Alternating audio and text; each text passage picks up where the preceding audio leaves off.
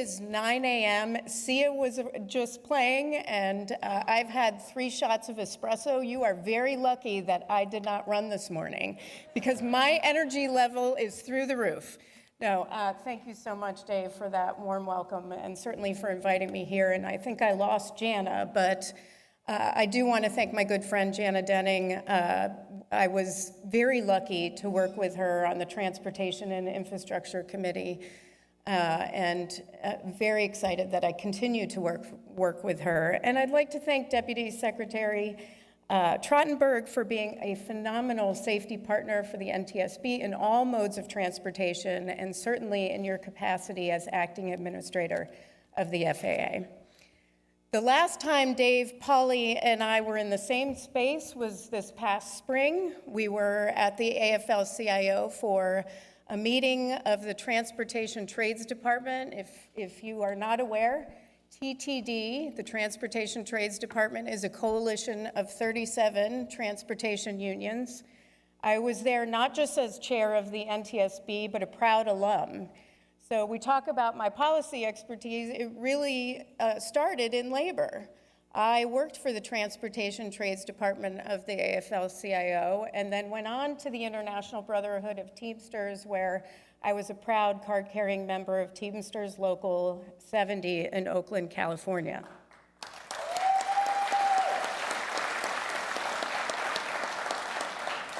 There's never a former when you were a labor union member. It's still current.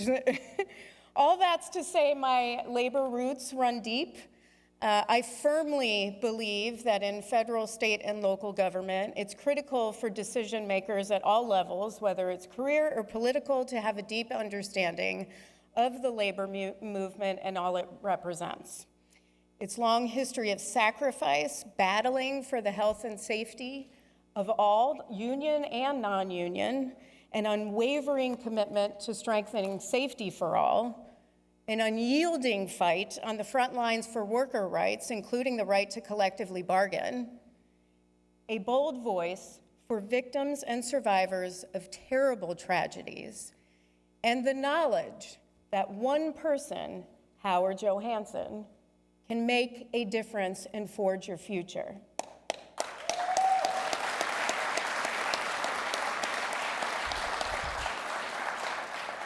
All of us are here today standing side by side in solidarity because of what unions like PASS, your union, have done for all working families. It's truly an honor for me to be here today. Thank you so much, Dave. I mentioned that TTD meeting earlier because something that day, Dave, struck me, something you said, and I wrote it down. That Dave's a little nervous right now. You never know. I say a lot. Was it before the reception or after the reception? No, it was during our discussion about the recent spate of close calls that the NTSB was investigating. 2 wrong surface landings in 2022, one in Tulsa, one right here in Pittsburgh. And at the time, 6 runway incursions this year alone. We've since picked up a 7th. Dave told me that past members, especially those of you who drive on airport surfaces, are hungry for more training, better training, quality training. Why? Because, and this is the memorable part of what he said, you've got white knuckles on the steering wheel praying you're on an access road and not a runway. White knuckles. That was chilling. I wrote that down because I wanted to remember it. Thank you so much for speaking up. And that really goes for every past member, here or not here, because it's your voice that improves safety. We've all heard the saying, the absence of an accident doesn't mean the presence of safety. The absence of an accident doesn't mean the presence of safety. You know this better than almost anyone. You see the warning signs long before there's a catastrophic failure. You see it all, and because you're on the front lines, you see it first. That can be a heavy burden to bear even before the pandemic, even before the quick recovery. And what makes your jobs even more stressful is not being adequately trained. especially when that training takes years for highly technical roles like yours. Not being adequately staffed, being forced to do more with less. We know that at the NTSB when I took over. We're an agency of 400 people. We've been at 400 since 1997, and we had 56 vacancies. Our people were doing more with less. By the way, we're hiring. We're in a hiring surge, USA Jobs. Please go there. Please come join me. There is a union that we proudly have in there. Anyways, to believe otherwise can be downright dangerous. Dangerous for passengers, yes, but also for workers. One look at the AFL-CIO's Death on the Job report tells us that transportation is a dangerous line of work. And then there's this. Who saw the Wall Street Journal on August 15th? Headline, more workers are getting hurt on the tarmac. As travel rebounds, understaffed ground crews are getting injured. The article opens by talking about Courtney Edwards, a 34-year-old ramp agent working at Montgomery Regional Airport in Alabama. This past New Year's Eve, Courtney was attending to an Embraer 170 that was parked at a gate. It had one engine running.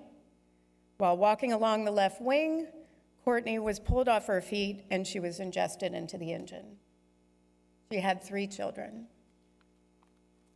The NTSB is still investigating this horrific fatality, so I don't have conclusions to share. What I can do is read a line from the article. An investigation by the Federal Occupational Safety and Health Administration determined that her employer's training and procedures were at least partly responsible for her death. Goes on to say that the only reason there wasn't a second worker fatality that day was because the aircraft's other engine was off. That ramp agent, Courtney's colleague, is named Mariko Dean. This is what she said. I was trained by somebody who didn't know what they were doing either. I finally found out that I wasn't learning anything that I was supposed to be learning once we met with OSHA. We cannot risk our nation's extraordinary aviation safety record, your lives, for anything. Certainly not because some companies put profits over people.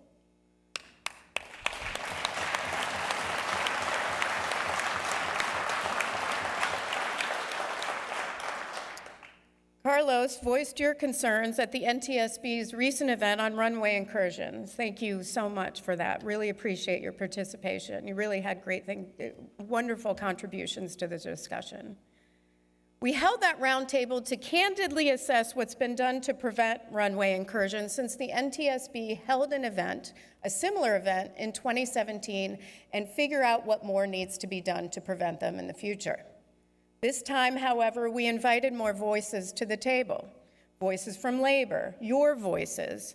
Needless to say, it paid off. Now, I will tell you, our aviation safety team came back and said, hey, there was a question from one of the industry folks about why there are so many labor folks participating in this roundtable. And, he just looked at me. And I said, ask him how many company folks are participating in the roundtable. So I didn't even answer. So of course we were going to have everybody there representing all types of workers. Workers across aviation, pilots, mechanics, air traffic controllers, ramp agents shared with us a dire need for quality training, for mentorship, for adequate staffing and implementation of life-saving technology that supplements, not supplants, workers and worker safety. The runway incursions I mentioned earlier, January 13th, 300 lives were put at risk when 2 commercial jets came within 1,400 feet of each other at JFK. February 27th, 2 aircraft came within 400 feet of each other at Logan. August 12th, 2 aircraft were less than 100 feet apart in San Diego. In each case, the airport surface detection equipment, or ASDX, alerted air traffic control of the impending collision. In each case, there were 0 injuries and 0 fatalities.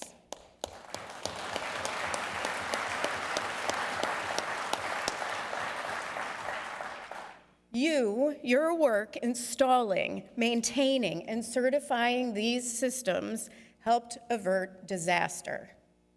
And the air traffic controllers at our roundtable called for more technology at other airports. You saved lives on all those days.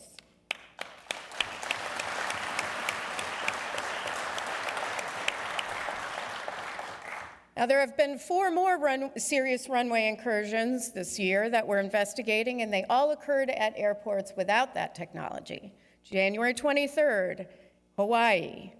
303 lives were at risk when 2 airplanes came within about 1,100 feet of each other. February 4th, Austin, 131 lives. 2 aircraft just 115 feet apart. In fact, I'm going to Memphis on Wednesday to meet with the flight crew of that FedEx plane that did perform a go-around. In fact, it was the first officer that called on Southwest to abort.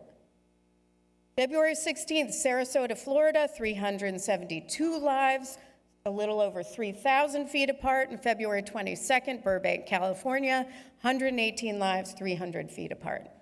Any of these events could have been devastating and had devastating consequences, could have led to tragedy, to more bereaved families. That is why we need life-saving technology at more of the nation's airports, like runway safety lights. When coupled with the proper training, they can provide a powerful tool to keep you safe at work. No more white knuckles.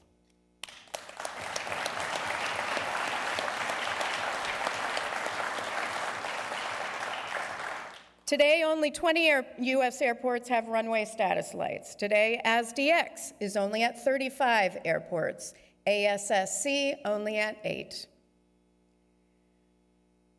I don't know if many of you have, I'm sure many of you may have, heard of or read Dr. Nancy Levinson's work. Dr. Nancy Levison is from MIT. She is an expert in system thinking when it comes to safety in aviation. She wrote a great book. It's called Engineering for Safety. And in it, she says, human error is a symptom. Human error is a symptom of a system that needs to be redesigned. That is her quote. Human error is a symptom of a system that needs to be redesigned. It's interesting, and I'm sure Polly experiences the same thing when you're looking across all the modes of transportation at the agency to see how different modes deal with human error. Human error is a symptom. It's not just simply that person was distracted. That person miscommunicated. It is a whole series of interactions, whether it's people with technology, people with infrastructure. There's a lot that goes into an accident or an incident.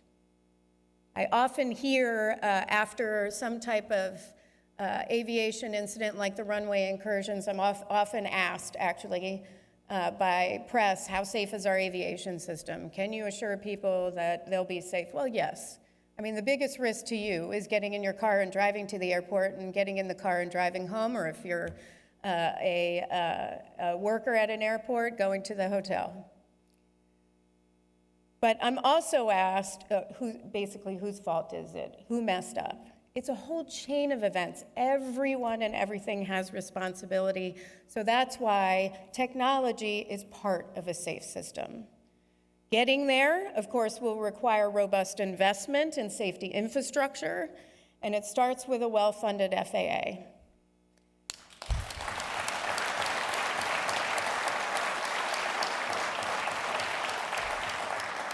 FAA needs support, and the NTSB strongly supports that funding for FAA and will strongly support them throughout FAA reauthorization.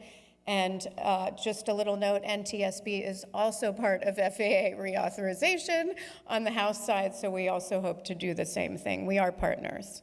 The future of aviation safety certainly depends on that. Now, I know there are a number of ASIs, the future of aviation safety also depends on you, and so does the NTSB. We rely heavily on you every single day to gather information on scene for nearly 1,000 GA accidents that occur annually. We simply could not meet our mission without you. So I'm very thankful for our partnership. I know sometimes there's some friction, but I am very thankful for our partnership. We could not do it without each and every one of you.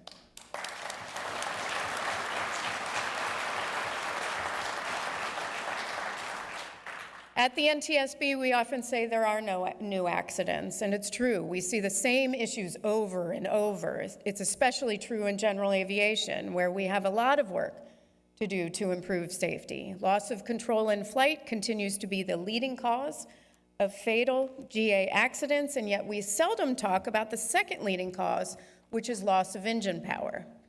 We recently looked at the data at NTSB, and what we saw was startling. 40% of our loss of engine power investigations cited the cause as undetermined. Undetermined doesn't help anyone improve safety. We need to know why the engines are failing. There's just one problem, and it relates to training. While there's a lot out there on how to inspect a fully intact power plant, there isn't anything on what to look for after an accident occurs. That is, until recently. The NTSB developed a first-of-its-kind training course on investigating engine-out events with the U.S. Department of Transportation's Transportation Safety Institute. NTSB investigators are taking the training, and we're pleased that FAA has committed to sending every one of its inspectors as well. That's a great opportunity.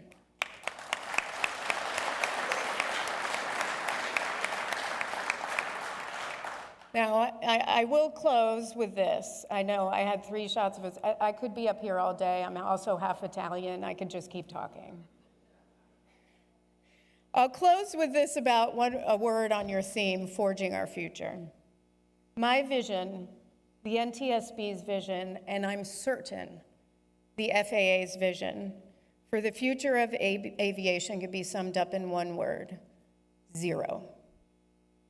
0 aviation deaths, 0 aviation injuries, 0 for workers, 0 for passengers, 0 for everyone. 0 is the only acceptable number. It's not an easy goal. I spoke of our current challenges, but we all know what's coming. Our airspace, already the most complex in the world, is about to get even more congested. Drones, advanced air mobility, even more commercial space launches and re-entries. Add to that new fuels. We're looking at more and more lithium-ion batteries being transported on cargo planes. To maintain our gold standard of safety amid all this change, to forge an even safer future, we must invest in life-saving technology and get you the training and staffing levels you need to protect safety.